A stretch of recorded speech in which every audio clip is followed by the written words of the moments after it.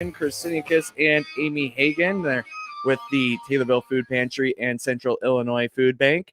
Amy with the Food Pantry and Tim with the Food Bank. Welcome back to the program to you both. Pleasure to be here. Now, you guys are here to, well, actually, what are you guys here for? Didn't really get a lot of time to talk about it. So I'll start with you, Tim. What's going on with the Central Illinois Food Bank? Sure. Well, as I talked to you a little bit last time, we're getting ready for the big end of the year push heading into the holidays here.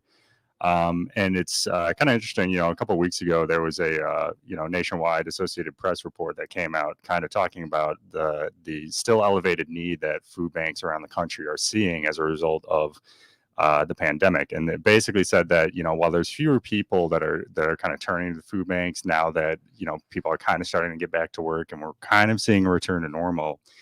They had an interesting graph in that where you can kind of visualize it as kind of that COVID graph where we had that initial spike, lots of people turning to food banks and food pantries, and then kind of starting to go down a little bit. And then after that, but in some areas around the country, food banks are seeing almost double the need that they were seeing before the pandemic. So that's kind of the message that we're putting out there right now, moving into the holidays, to just kind of think and consider your neighbors that, a lot of people out there are still facing kind of uncertain times, trying to get back into the workforce. But, the food bank and our partners like the Taylorville Food Pantry are here as that safety net to support people who just might not be sure where their next meal is coming from, who might be in between jobs, might be looking to take that next step in their lives. And that's what we're here for during these holiday times. So, and Amy, your opening thoughts on, just the uncertain times that some people may be living in.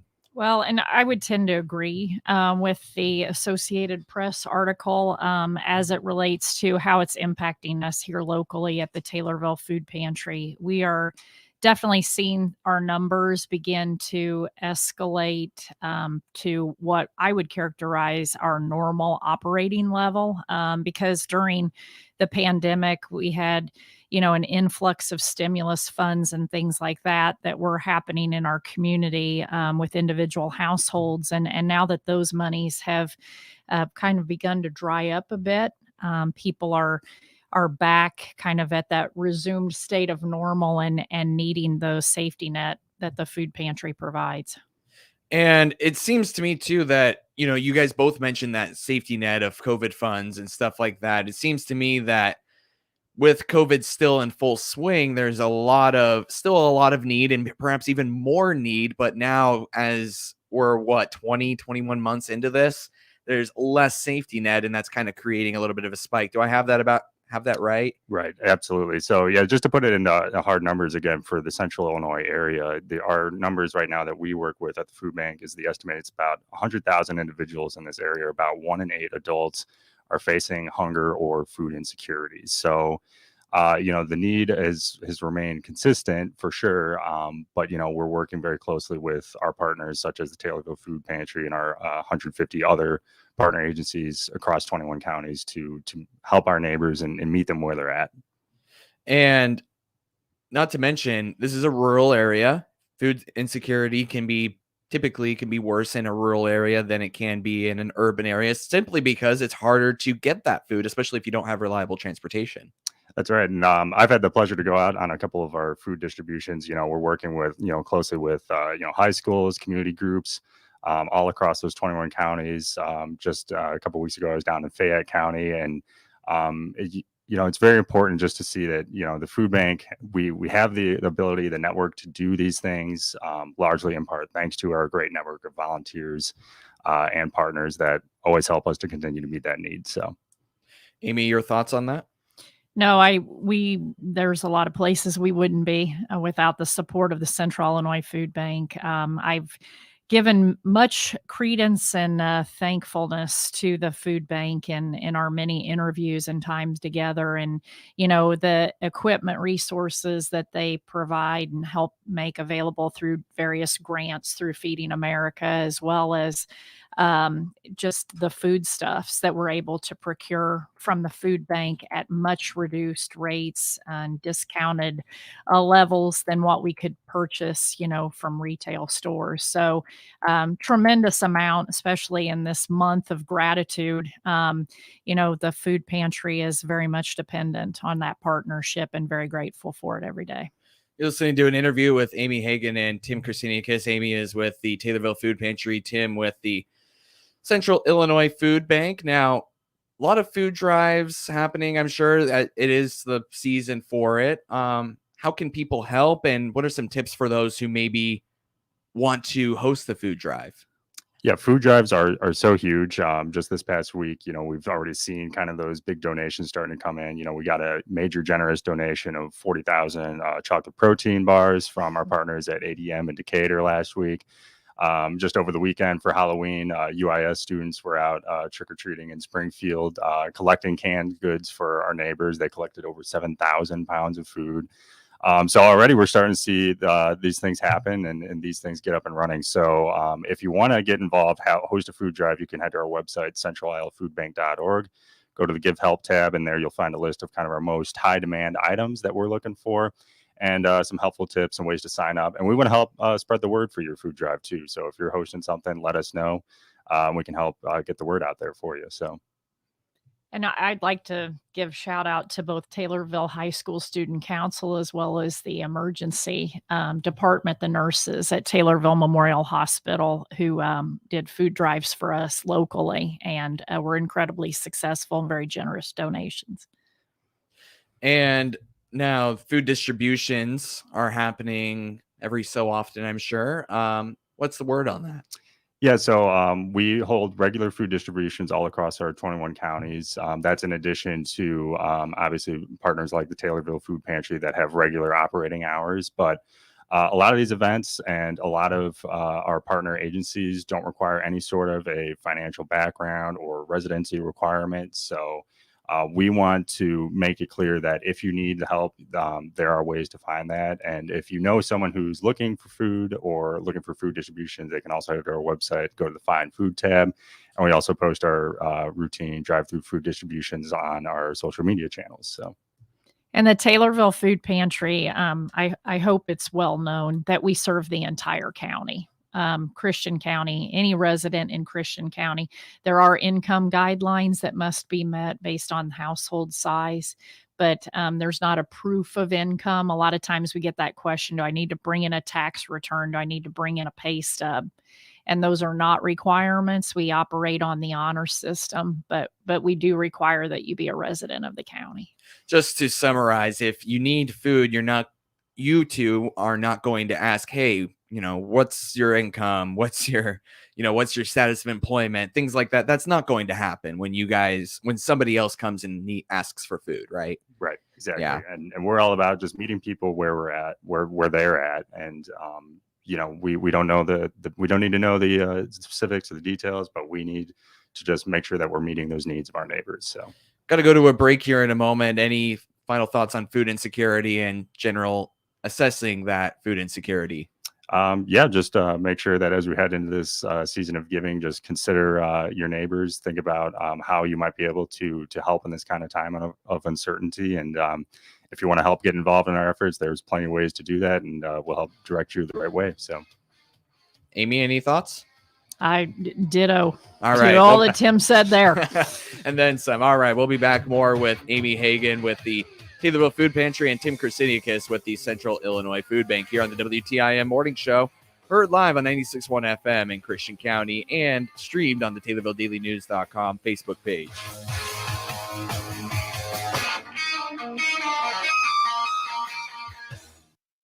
Do you want a chance to positively impact the community and grow your career? If you've got the passion, Memorial is the place. Right now, Memorial Health is hiring for a wide range of positions across multiple departments and clinic areas.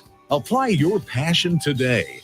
Visit us online at jobs.memorial.health to see all available positions, benefits, and more. Come discover all the things Memorial has to offer. Memorial is an equal opportunity employer. This is a station editorial. I'm Randall J. Miller, station president. An October 15th online article from Time magazine is headlined, "Why Everyone is So Rude Right Now." Quoting some portions of the article, it says that September was a bad month for manners. On the 21st, a woman pulled a gun on servers at a Philadelphia fast food restaurant when they asked her to order online. On the 16th, several women from Texas pummeled a hostess at a New York City family-style restaurant. A California woman was charged with felony assault for attacking a Southwest Airlines flight attendant and dislodging some of her teeth. The Time article continues that it's the "people have lost their ever-loving minds" incidents that make the news, but they're also a reflection of a deeper trend. Americans appear to have forgotten their niceties, especially with those whose job it is to assist them. Lawyers are reporting ruder clients. Restaurants are reporting ruder clients. Flight attendants, for whom rude clients are no novelty, are reporting mayhem. The Time article continues that some people may have thought that, having been prevented from mingling with other humans for a period, folks would greet the return of social activity with hugs, revelry, and fellowship. But in many ways, says psychologist, the long separation has made social interactions more fraught. The October 15th Time article says this is an atmosphere which can ruffle even normally very calm people, or in which very slight infractions can set off those with less of a handle on their emotions, and that people feel almost entitled to be rude to people who are not in a position of power. The Time article goes on to say if the rash of bad behavior is not just short-term impatience with the unique situation and actually a symbol of suggesting much deeper, then unwinding it will be more difficult. Psychologists suggest that people slow down, breathe out more slowly, and lower their voices when encountering difficult social situations or irate people so as not to make any situation worse. All of anger management, says the Time article, involves pausing. That's our opinion. We welcome yours. Our email address is editorial@randyradio.com.